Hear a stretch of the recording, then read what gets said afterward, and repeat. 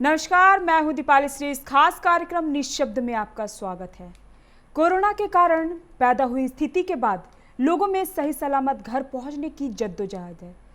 मजदूर चिलचिलाती धूप में सैकड़ों किलोमीटर पैदल चल रहे हैं। ट्रकों पर भेड़ बकरियों की तरह लद कर लोग अपने घरों को लौट रहे हैं। कईयों ने तो साइकिल से ही दिल्ली से मुंबई अपने घर तक का सफर कर लिया है। पैदल चल रहे मजदूरों की पीड़ा बताने के लिए हमारे पास शब्द नहीं है, इसलिए हमने इस कार्यक्रम का नाम ही निशब्द रखा है। जिनके ताजो तख्त की खातिर शीश भी कटाई हमने, सल्तनत सलामत रहे उनका, लोहे की चना चबाई हमने। आज विपत्ति जब मुझ पर आई, सड़कों पर छोड़ दिया आपने। परेशानी मुझ पर आई है, हम तो झेल ही जाएंगे। सोचो फिर क्या होगा जब हम आपको छोड़कर जाएंगे। कोरोना महामारी से पूरी दुनिया परेशान है। इसका खासा असर भारत में भी दिख रहा है। खासकर यहाँ रहने वाले मध्यम वर्गीय लोगों में, जो लोग जिंदगी की गाड़ी खींचने की खातिर अपने घर बार छोड़कर सैकड़ों किलोमीटर दूर जा बसे थे। ऐसे लोग लॉकडाउन के कारण कामकाज बंद होने से परेशान है। भूखमरी की स्थिति बने इससे पहले लोग अपने अपने घर लौट जाना चाहते हैं। अब ऐसे में दूसरे राज्यों में फंसे मजदूर हर कीमत पर अपने घर जाने को तैयार हैं। कई राज्यों में फंसे मजदूर तो सैकड़ों किलोमीटर दूर पैदल यात्रा कर अपने घर पहुंच रहे हैं। कई लोग साइकिल से, तो कई लोग जो भी सहारा मिले उससे अपने घर लौट रहे हैं। ट्रकों में भेड़ बकरियों की तरह लादे जा रहे हैं। क्या महिला, क्या पुरुष, क्या बच्चे, हर कोई सुनसान रातों में अनजान सड़कों पर चले जा रहे हैं। चिलचिलाती धूप में सैकड़ों किलोमीटर का यह सफ़र इन मजदूरों के लिए लोहे की चने चबाने जैसा है। फिर भी यह सब अपने घर लौटना चाहते हैं। अब सवाल उठता है कि आखिर क्यों? तो चलिए हम आपको बताते हैं कि इतनी परेशानी झेल कर यह सब अपने घर क्यों लौटना चाहते हैं। ये जानने के लिए 99 न्यूज़ की टीम शनिवार की देर रात को और रविवार की अहले सुबह धनबाद के NH2 पर पहुंची। यहाँ हमने पैदल चल रहे मजदूरों से बात की। इन लोगों ने जो कुछ बताया उसे शब्दों में बताना मुश्किल है। उन्होंने बताया कि जब तक स्थिति सामान्य रही तब तक इन प्रवासी कामगारों की पूछ होती रही, लेकिन लॉकडाउन के कारण काम बंद होते ही फैक्ट्री संचालकों ने अपना मुंह मोड़ लिया। यहाँ तक कि यह लोग जिस स्थान पर रहते थे वहाँ के लोगों ने भी इन्हें भागने को मजबूर कर दिया। ऐसे ही कुछ मजबूर लोगों से बात की है हमारे संवाददाता अरुण बंडवाल ने। नमस्कार, ये है हावड़ा दिल्ली को जोड़ने वाली NH2 और इस लॉकडाउन के दरमियान प्रवासी कामगारों का जो दर्द है वो इस रास्ते पे अमूमन 24 घंटे देखी जा सकती है, सुबह हो या रात। तो पहले हम रात का नज़ारा दिखाते हैं आपको, जो किस तरह महाराष्ट्र से, उड़ीसा से, छत्तीसगढ़ से मजदूर पैदल ट्रकों में भेड़ बकरियों की तरह लोड होकर अपने घरों को लौटने को विवश हैं। ये जिंदा रहने की जद्दोजहद है, क्योंकि जहां वो एक काम करते थे वो काम बंद हो गया, रोजी रोजगार बंद हो गए, तो भूखे मरने की स्थिति उत्पन्न हो गई है। चाहे किसी भी राज्य की सरकार है, उन कामगारों को जब तक उनसे काम लेना था तब तक तो लिया, और अब अपने यहाँ किसी को रखने को इच्छुक नहीं है, तैयार नहीं है। किसी भी तरह उन्हें भगा देने का, अपने घर वापस लौटने का इजाज़त, छुट्टी दे दी है। तो पहले आप देखें रात का नज़ारा। घर लौटने की आस पिछले एक हफ्ते से अधिक समय से ये जो मजदूर आप देख रहे हैं, ये उड़ीसा से चल रहे हैं, पैदल चल के आ रहे हैं, गुड़गांव से पैदल चल के, हरियाणा से पैदल चल के आ रहे हैं, सिर्फ और सिर्फ लॉकडाउन में सांस बचाने की चाहत और जिंदा रहने की चाहत। चूँकि ये सारे मजदूर वर्ग के लोग हैं और काम बंद तो पेट चलना मुश्किल, जो स्थिति जो है वो इनके चेहरे और शरीर को देखकर आकलन लगाया जा सकता है कि 7-8 दिन से जो चल रहे हैं, उड़ीसा से चल रहे हैं कुछ मजदूर हरियाणा के गुड़गांव से चल कर पहुँच रहे हैं, सब झारखंड के मजदूर हैं। सरकार के जो दावे हैं, जो इनको सुरक्षित घर तक पहुंचाना है, आज राज्य सरकार ने एक नया डिसीजन भी लिया है। सभी जिले के उपायुक्तों को ये बात निर्देश दिया गया है कि जो भी पैदल चलने वाले मजदूर हों उनको पूरी सहायता दी जाए और इनको अच्छी तरह से खाना वाना खिलाकर जितना संभव हो सके वाहनों से भेजने का काम है। लेकिन अभी तक ये सिर्फ आदेश ही हुआ है, इसका इम्प्लीमेंटेशन नहीं हुआ। जो मजदूर हैं उनसे जुड़ेंगे सीधे और बात करेंगे। कहाँ से आ रहे हैं आप? 4 सेक्टर लक्ष्मण विहार, हरियाणा से, गुड़गांव। जाना कहाँ है आपको? हमको जाना है साहिबगंज जाना है। तो आप लोग कब चले हैं वहाँ से और क्या पैदल ही चल के आ रहे हैं? पैदल चल के आते हैं। जहाँ तहाँ पुलिस वाला उठाता है ट्रक पर, 2 किलो 3 किलोमीटर जाता है, बोलता है ये भाड़ा निकालो भाई, भाड़ा नहीं है, नमा देता है। जाना कहाँ है आपको? हमको जाना है साहिबगंज। तो दिक्कत क्या हो गया था वहाँ पे गुड़गांव में? कहाँ काम कर रहे थे? ठेकेदार के पास काम कर रहे थे कि कोई कंपनी में? नहीं, कंपनी में नहीं करते थे, ठेकेदार भी नहीं है हम लोग के। जिसी तिसी के पाते हैं लेंटर, तिसी के जाता है। लॉकडाउन जब हो गया तब भी काम भी बंद कर दिया। अब काम बंद कर दिया तो हम लोग खाना के लिए सोच रहे हैं। क्वार्टर वाला क्वार्टर भाड़ा के लिए मांग रहे हैं, क्वार्टर भाड़ा दो। क्वार्टर भाड़ा नहीं दे सके, 1 महीने से 2 महीने आ गए, बस पूरा हम लोग का सामान फेंक दिया, चला के फेंक दिया। हम लोग क्या करेंगे? तब जब फेंक दिया, मरने लग गया, तब हम लोग छोड़ दिया रूम। तो वहाँ का सरकार और पुलिस आप लोग को कोई मदद नहीं पहुँचाई? यहाँ के पुलिस सब कुछ नहीं कर रहा। बोलता है कि ये सरकार तो देवे करता है, खाना देते हैं। अब खाना भी बंद कर दिया था वहाँ। झारखंड सरकार ने भी ये कहा था जो भी मजदूर फंसे हैं बाहर उनके अकाउंट में 1000 रुपया भेज रहे हैं। तो पैसा मिले थे आप लोग को? नहीं, पैसा अभी नहीं मिला है। अकाउंट में पैसा नहीं ढुका है, नहीं ढुका है। हम लोग के अकाउंट चेक नहीं, बोई नहीं लेके आया। क्या बता रहे थे आप? हम बता रहे कि आज वो पुलिस के पास गया था, जो सब ऐसा बात है, जो रूम किराया के लिए ऐसे परेशान कर रहा है। तो हम लोग गया था तो पुलिस बोल रहा है कि जो कुछ मदद करके 1000-1500 का रुपया तुम लोग को देने पड़ेगा। तो हम लोग बोला जो काम उम तो नहीं चल रहा है, कैसे दूँ? तो बोला जो तुमको देना ही पड़ेगा जैसे ही हो। अब उसको 2 बार 3 बार गया, वो बोला जो तुमको देने पड़ेगा, ना तो तुम जैसे अब कोशिश कर लो, क्या करोगी? तब तो रूम किराया तो सब पूरा निकाल दिया रूम मालिक। तब हम क्या किया, जब सब निकाल दिया तब हम पैदल वहाँ से अब चलने का शुरू कर दिया। कब पैदल चले? कितने दिन पहले? अभी 8 दिन पहले पैदल चल रहे हैं। अभी लग रहा है 1 दिन और लगेगा घर तक पहुंचने में। 1 दिन 2 दिन लग जाएगा पूरा। नहीं, दुमका जाना है तो 2 दिन नहीं, 1 दिन में पहुंच जाएगा। हाँ, 1 दिन लग जाएगा। कुछ और लोग हैं, जुड़ते हैं इनसे। आप क्या करते थे? आप भी सब साथ में सेंटरिंग का ही काम? साथ लेंटरिंग काम। आपको भी दुमका ही जाना है? एक ही साथ के हैं हम लोग। खाने का क्या परेशानी होने लगा था वहाँ पे? खाने का परेशानी हो रहा था, थोड़ा दे रहा था और टाइम नहीं मिल रहा था। खाने का दिक्कत हो रहा था। 2 बार दे रहा था, सुबह दे रहा था, शाम को दे रहा था। बस वो खा के पेट नहीं भर रहा था। तो भी अच्छा था, हम सोचता कि रूम से नहीं बाहर निकलता तो हम लोग वहीं रुक जाता। तो रात में कहीं रास्ते में कहीं कोई दिक्कत परेशानी, कहीं कोई रोका नहीं?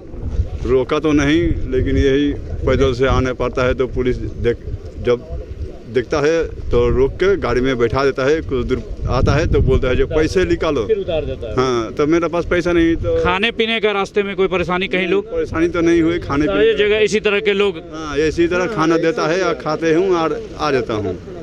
हर तरफ रास्ता में दिखाई देता है, खाना देता है, पानी देता है। ऐसे ही खाते हम लोग पैदल आता हूँ। तो ये मजदूर हैं, कुछ उड़ीसा से भी आने वाले मजदूर हैं। ये इनको भी जाना है, इसी धनबाद जिले के ही पोखरिया में जाना है, पोखरिया जाना है, साहिब पोखरिया जाना है। कब कहाँ काम करते थे? हम कैंझड़ में काम करते थे। उड़ीसा। क्या काम करते थे? ईटा बनाते थे। ईंट बनाते थे, ईटा का मजदूर थे। हाँ। कितना दिन से पैदल चल के आ रहे हैं वहाँ हमारा 7 दिन हो गया। 7 दिन हो गया। तो कोई उपाय नहीं हुआ वहाँ जिसके यहाँ काम कर रहे थे, वो कोई मदद नहीं किया? वो लोग डरा देता है, आप पुलिस आने वाला है, भागो भागो। तो क्या करेंगे? वहाँ रहने का जगह नहीं मिलता तो भागना ही पड़ेगा। भाग गए। तो कहीं कोई दिक्कत नहीं हुआ? रास्ता में कोई रोका नहीं जांच के लिए? हेल्थ कहीं जांच कराओ? रोक रहा था तो वैसे ही स्टम्प मार के छोड़ दिया, मिट गया। स्टाम्प मारा था? हाँ, मारा था एक जगह। स्टाम्पिंग किया हुआ है सबको? सबका स्टाम्पिंग है। और लेकिन सब इतने लंबे समय से चल रहे हैं, भीषण गर्मी, उसमें परेशानी और पसीने से वो मिट गए। तो दिक्कत कहाँ था? मतलब जिसके यहाँ काम कर रहे थे वही भगा दे रहा था? नहीं, बस्ती वाला बोल रहा था परदेश का आदमी नहीं रहना, मारेगा पीटेगा, कहाँ रहेगा। तो घर में तो रहने नहीं देता था। हम लोग झोपड़ी बना के रहते थे ना, इसलिए हम लोग भाग गए।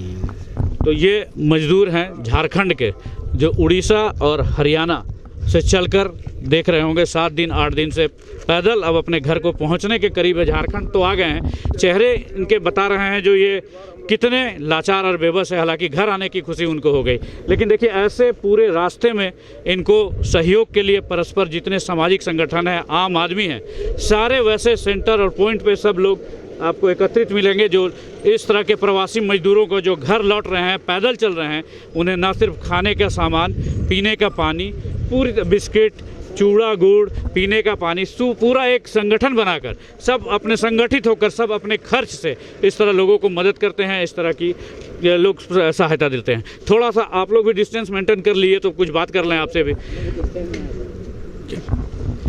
कब से आप लोग ये कैंप चला रहे हैं? ये हम लोग परसों से चला रहे हैं।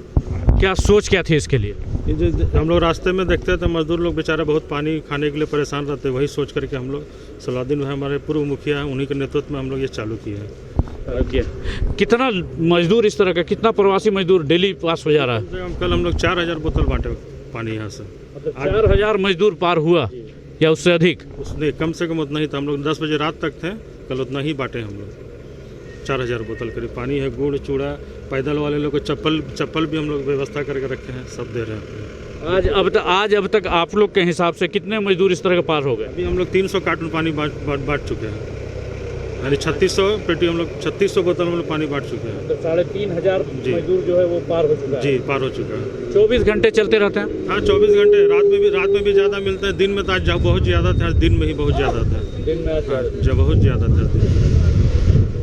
तो ऐसे ही लोगों के बदौलत जो प्रवासी मजदूर हैं, सरकार अपने स्तर से प्रयास तो कर ही रही है, लेकिन ऐसे समाज सेवी संगठनों के माध्यम से ही ये मजदूर जो हैं ये अपने घरों को लौट रहे हैं। हालांकि डिस्टेंस मेंटेन करना बहुत ज़रूरी है, क्योंकि ये जो महामारी है इसको हम सामाजिक दूरी को अपनाते हुए ही पराजित कर सकते हैं, अन्यथा इसे महामारी के रूप में तब्दील होने में कम से कम झारखंड में जो एक स्पीड ले रहा है लेकिन बहुत धीमी गति है, अगर ज़रा सा हम चूके तो ये बहुत विस्फोटक रूप ले सकता है। बरवड्डा आप देख रहे हैं, यहाँ पे ये बंगाल से आया हुआ एक परिवार है जो अमूमन राजस्थान और यूपी के मथुरा इलाके का है।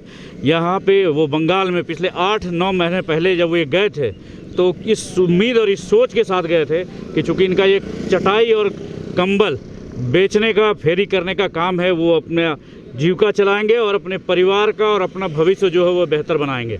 लेकिन 6 महीने तक तो सब कुछ ठीक ठाक चला, और जब ये आपदा आई और उसके बाद जो लॉकडाउन हुई तो उसके बाद का जो स्थिति है वो धीरे धीरे इनके लिए भयावह होने लगा। ये बंगाल में चूँकि फंसे हुए थे, लगातार अपने घर जाने के लिए, वापस जाने के लिए प्रयासरत थे, लेकिन उनको कुछ न कुछ तकनीकी अड़चनों के साथ फंसा दिया गया।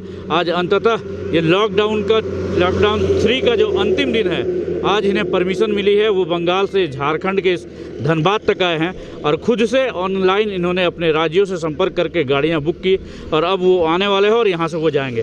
कुछ ऐसे कामगार हैं, उनसे जुड़ेंगे पहले और जानेंगे उनके दर्द को। आप कहाँ के रहने वाले हो? मथुरा। क्या करते थे आप बंगाल में? वो बंगाल में कम्बल और मादुर का काम करते थे। तो ये जो लॉकडाउन जो हुआ तो क्या कुछ परेशानी हो गई थी आपको? उधर लॉकडाउन हुआ, हम पूरे भूखे मरने का परिस्थिति आ गई थी हमारी। तो बंगाल सरकार ने कोई मदद नहीं पहुंचाया आपको? कुछ भी मदद नहीं पहुंचाया हमारा। बोला हमने किसी वीडियो के पास जाओ, कोई डीएम के पास जाना पड़ता है, कभी तो सब बोलता अपने पैसे से निकल जाओ। हमारे पास पैसे नहीं था, इसलिए हमने अपने राज्य फ़ोन किया, राज्य फ़ोन करके उधर से फिर अपने गांव से बुलाया गाड़ी। लॉकडाउन 3 का आज अंतिम दिन है, आज आपको बंगाल से बाहर आने की इजाज़त मिली? आज आके मिली है। 2 महीना हो गए घूमते घूमते, जब तक नहीं मिली, आज आके हमको मिला, जो भी अपने परमिशन से मिला है। खुद के प्रयास से ही लगातार 2 महीने का संघर्ष का फल निकला। कितने लोग हैं आप लोग? 19 लोग। 19 लोग हैं सब। अभी फिलहाल आप यूपी जाओगे? हाँ, यूपी जाएंगे। खाने पीने की क्या स्थिति है, क्योंकि आप तो दूर देश से आए थे यहाँ कमाने के लिए, इन 2 महीनों के दरमियान कैसे बीती? अभी कुछ भी नहीं है हमारे पास। भैया जो हमारा गाड़ी आ रहा है उसमें से कुछ पैसा मंगाया, जब काम खाएगा। इधर को हमारे पास कुछ भी नहीं है। कुछ भी नहीं है। देखिए एक बुजुर्ग भी हैं, आप क्या करते थे? हाँ, ये चटाई कमल के बिक्री करता जी अपना, और वहाँ फंस गए थे बंगाल में। वहाँ कोई सहायता नहीं हुआ बाबूजी हमारे के लिए। हम निकले कल परसों, ये और ना किया, जब जाके अपने झारखंड में आके अभी बस छोड़ के गया अपने बाड़े से।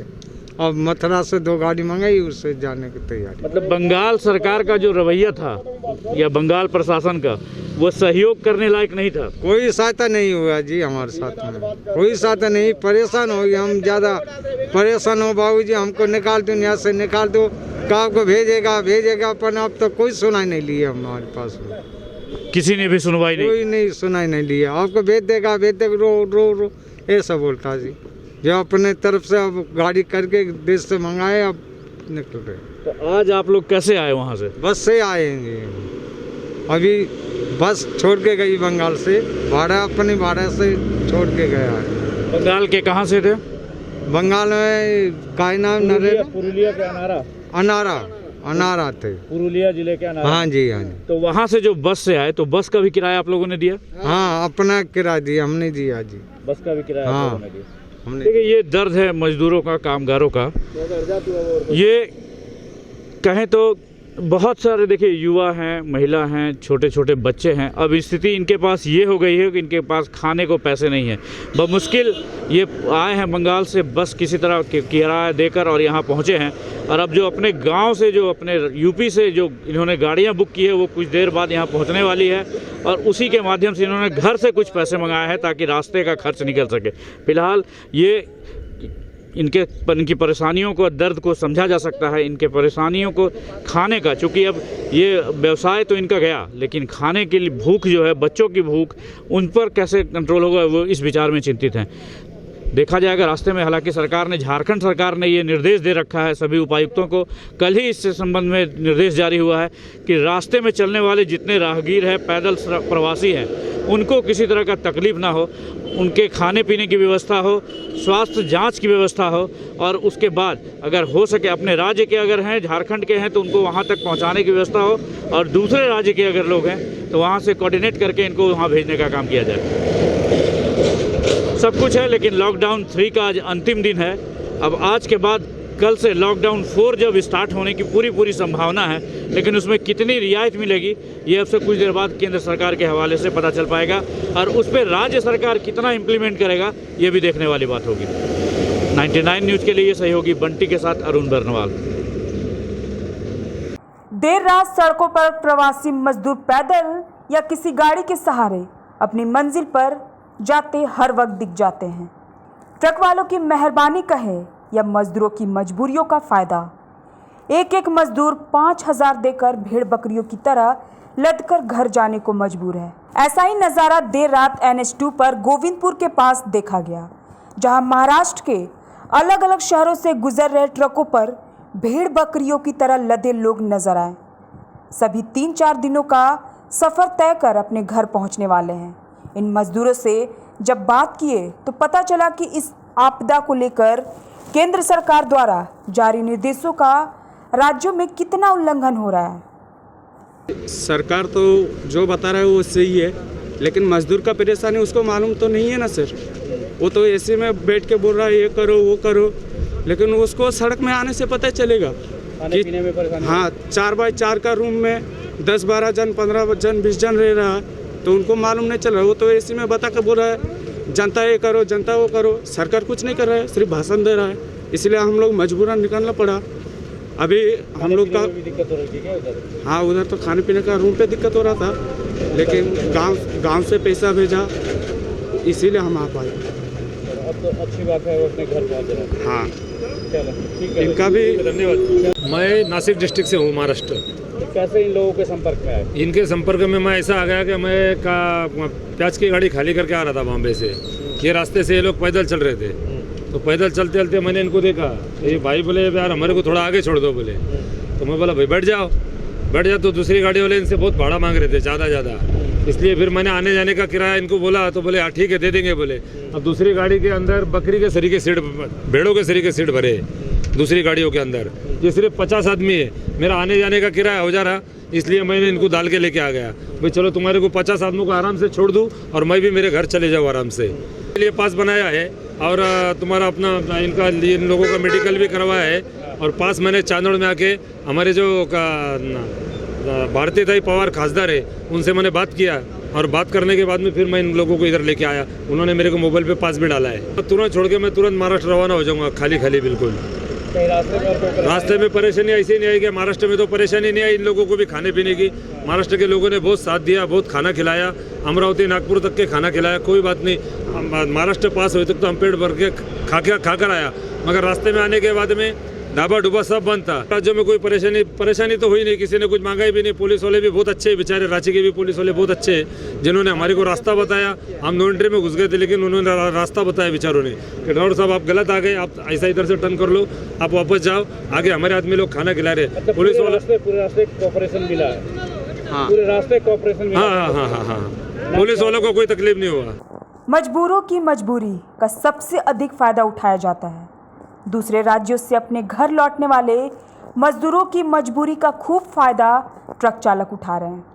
लॉकडाउन में मालवाहक को एक राज्य से दूसरे राज्यों में जरूरी सामान ले जाने की छूट है।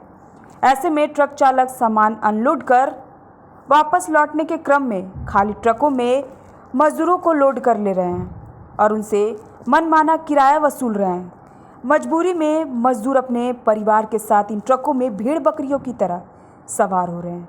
इन ट्रकों की स्थिति देखकर आप भी हैरान हो जाएंगे। ट्रकों पर सवार प्रवासी मजदूर 90 से 100 की संख्या में लोड है, जहां सोशल डिस्टेंसिंग की धज्जियां उड़ रही है। बिना मास्क के चल रहे इन लोगों को देख ऐसा लगता है मानो कोरोना की महामारी अपने देश से खत्म हो गई है। इस लाचार व्यवस्था को देखने वाला कोई नहीं। यहाँ सरकार भी लाचार नजर आ रही है। ऐसे ही ट्रकों में भरकर दिल्ली, हरियाणा, राजस्थान, उड़ीसा, महाराष्ट्र, मध्य प्रदेश से लगातार प्रवासी अपने घर लौट रहे हैं। जो पुलिस वाला है वही बोला। क्या बोला वो? बोला तुम लोगों को कोई उम्मीद नहीं है, दुमका वाला जामताड़ा वाला गाड़ी यही नहीं है।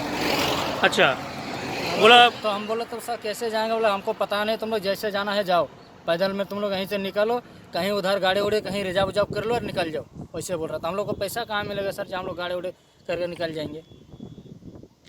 वहाँ पानी वानी भी नहीं दिया? पानी भी नहीं दे रहा उन्हें। हम मांगे, हम खुद गए थे पानी ले, सर एक बोतल पानी दे दो ना सर। बोला यहीं पानी उन्हें नहीं मिलता है। उधर ट्रेन से आए थे? राजधानी से आए। राजधानी से कितना बजे उतरे थे यहाँ? 7:30 बजे। 7:30 बजे? हाँ। मतलब आपको 2 घंटा रोका गया है? हाँ, 2-2.5 घंटा रोका। कोई साधन नहीं दिया? नहीं दिया। अच्छा, मेट्रो के पास आप लोग ट्रक से भेज देता हूँ, ट्रक से भेजा है। पैसा भी लिया ट्रक में? एक ट्रक में कितना आदमी थे आप लोग? लगभग 7 आदमी। ये सभी मजदूर वैसे लोग हैं जो दूसरे राज्यों में छोटे मोटे काम कर अपना जीवन बसर कर रहे थे। अब घर लौटने के क्रम में अपनी जीवन भर की कमाई किराए में फूंक चुके हैं, अपने घर को लौट रहे हैं। इनमें से कई मजदूर ऐसे हैं जो रेड जोन से आ रहे हैं। इससे कोरोना संक्रमण और भी बढ़ने की संभावना है। इस तरह से ये मजदूर वर्ग के लोग आ रहे हैं, उससे तो लगता है कि हर गांव और हर घर में कोरोना का मरीज पहुंच जाएगा। सरकार की व्यवस्था जो है, तो कहीं न जांच की व्यवस्था है और आ रहे हैं और गांव में जा रहे हैं। जब गांव में जा रहे हैं तो अपने घरों में जा रहे हैं, इनकी कोई ट्रेवल हिस्ट्री भी पता नहीं की जा सकती है। और सबसे बड़ा दुखद बात है कि सरकार बार बार कह रही है कि हमारे यहाँ जो भी अधिकारी है, सवारी की व्यवस्था है, राशन की व्यवस्था है, क्वारंटाइन की व्यवस्था है, लेकिन जिस तरह से हम लोग देख रहे हैं कि 15 दिनों से कि भेड़ बकरियों की तरह लद कर आ रहे हैं और ट्रक वाले भी इनका शोषण कर रहे हैं। कल ऐसा हुआ कि 1500 रुपया कटिहार जाने के लिए प्रति व्यक्ति वसूल लिया। आज एक आदमी कह रहे हैं कि पैसा लेकर के हमको रास्ते में उतार दिया। इस गरीबों का कोई वारिस नहीं है। जब भी कोई भारतीय दूसरे देशों में फंस जाते हैं, तब हमारी सरकार एयरलिफ्ट कर उन्हें भारत लाती है। ऐसा कई बार हुआ भी है, जिसको लेकर भारत सरकार की सराहना होती रही है। लेकिन जब बात मजदूरों और गरीबों की हो, तो सभी चुप क्यों बैठ जाते हैं? लाखों मजदूर परिवार इस कदर सड़कों पर पैदल क्यों चल रहा है? इसका जवाब किसी के पास नहीं है। इस आपदा की घड़ी में भी राजनीतिक चाशनी से लोग अपने रसगुल्ले की मिठास बनाए रखना चाहते हैं। 99 न्यूज़ के लिए संवाददाता अरुण बंडवाल, नीतीश चौरसिया और कैमरामैन बंटी के साथ ब्यूरो रिपोर्ट। अभी के इस खास कार्यक्रम में फिलहाल इतना ही। अब बने रही 99 न्यूज़ के साथ। नमस्कार।